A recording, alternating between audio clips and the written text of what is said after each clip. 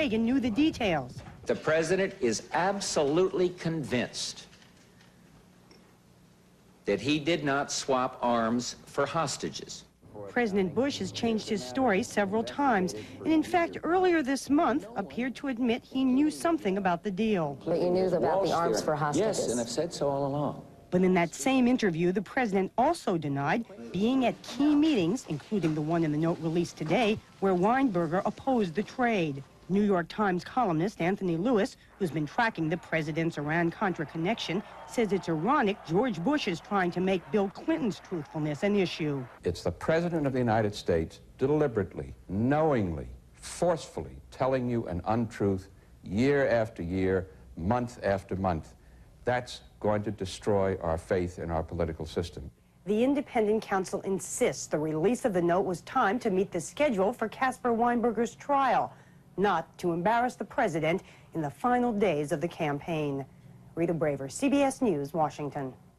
The grand jury evidence appears to be at variance with what then Vice President Bush said in an interview on this broadcast in 1988.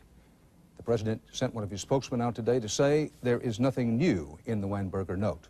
White House correspondent Susan Spencer is with the president on the campaign trail in St. Louis. Susan? Dan, the Bush campaign was both very angry and very defensive about this story, saying that any claim that this somehow contradicts Mr. Bush's assertion that he was not in the loop on the arms sale is, quote, pure political hogwash. Aides insisted that the president has answered every question on this, that nothing has changed, and that everything in this memo was already known. So when asked about the new memo, spokesman Marlon Fitzwater had this somewhat odd reaction. The campaign may try to laugh it off, but Mr. Bush does not need questions about his truthfulness while he's trying to convince voters that he, unlike Governor Clinton, is the man of honor and trust, a point he made today at a surprisingly small afternoon rally in Missouri. What the president does reflects all around the world. People judge our country to a large degree by that. They are interlocked, and I don't believe you can have a person in the White House who's going to try to be on all sides of every issue, flip-flopping. The pattern of deceit is wrong for America. Aides said none of this would lessen Mr. Bush's enthusiasm for the character issue. Added spokesman Fitzwater, I hate to accuse anyone of politics, but it does seem mighty suspicious that the Clinton people would try to stir this thing up. Dan? Susan Spencer, thanks. Governor Clinton was quick today to once again question the president's truthfulness. Richard Threlkeld is with the Clinton campaign in Pittsburgh. Dick? Dan, all along, the Clinton campaign has been trying to make an issue of George Bush's credibility. The revelations today about Iran-Contra played right into that theme.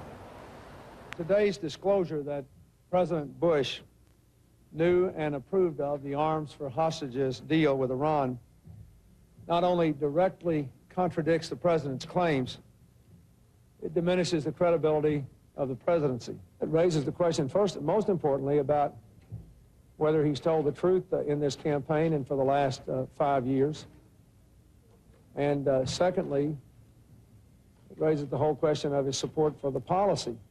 But the far more important thing is whether for 5 years he's been telling the American people something about his conduct of foreign policy as vice president, which was simply not true. We now have the evidence, the smoking gun memorandum, the clear proof that what George Bush has said about his role in creating one of the worst, most embarrassing catastrophes in American foreign policy is simply untrue. How can he now ask the American people to trust him? Despite this bombshell, the Clinton campaign still thinks this election will turn on the issue of the economy. And Dan, that's the issue that Bill Clinton will be stressing in a campaign marathon the next 3 days that will take him to more than a dozen states, winding up at dawn on Election Day in Denver, Colorado. Dan. Richard Threlkeld with the Clinton-Gore campaign in Pittsburgh. Thanks. As for how the Ross Perot campaign is reacting to today's developments, let's go to correspondent Bill Lagatuda at Perot headquarters in Dallas. Good evening, Bill. Good evening, Dan. Here at the Perot campaign, they're privately delighted at the timing of this Iran-gate development. They say it makes their candidate look more credible when he attacks the party of George Bush. This is the same party that gave us Watergate. This is the same party that gave us Iran-Contra. This is the same party that's up to its ears in a rock gate now. Revisiting his political birthplace last night, Perot also talked about his plan for the future, which sounded more like a plan to one day have a plan. If I'm elected, Wednesday morning I'll be in Washington. And between Wednesday morning and Christmas, we're going to be putting together all the plans that you normally wait until after inauguration to do. And by Christmas, we're going to have very specific plans that we can go on the electronic town hall and explain to the American people in detail. That kind of promise, Perot critics say, proves the Texan is all hat and no cattle. Why wait till after the election to reveal your ideas? But the crowd Perot is playing to is of a different mind. His ideas were the same as some ideas I've thought about for years. He's right. This is our government. Disappointed, disaffected voters from both parties. Many have been non-voters, like Sal Betro, casting his first ever ballot for Perot. I haven't seen the other candidates really tell Ross Perot that his plan, it doesn't add up. Ross gave a good answer. I thought what Ross said was most appropriate. In the debates, the other guys didn't want to alienate the typical Perot voter because they're not sure how many are still available. I wouldn't follow Ross Perot out of a burning building. One thing's for sure, many of Perot's original fans are gone. Jim Cone switched to Clinton when Perot dropped out. Now he worries about the newcomers. I've got to stay close to you. They've been taken in by the charisma. They've been taken in by his charm. Ross Perot takes his message on the road for the final weekend of campaigning to states where he could affect the outcome, in Florida and here in Texas. And though he likes country western music, guess who's going on MTV? H. Ross Perot. Dan? Say it ain't so, Ross. Bill Lagatuda in Dallas. Thank you. There is a new CBS News poll out tonight. This is not a tracking poll. It's a full poll.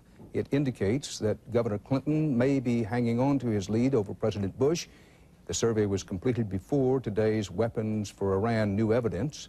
But the Clinton-Gore ticket in this survey appeared to be the choice of 45% of likely voters. Bush-Quayle, 10 points behind, and Perot-Stockdale with 15%. Correspondent Mark Phillips has more about these numbers and what they may mean. For a president campaigning on the trust issue and who's now fighting off another Iran-Contra bombshell, there are some worrying numbers in today's CBS News poll about whether people believe what he says.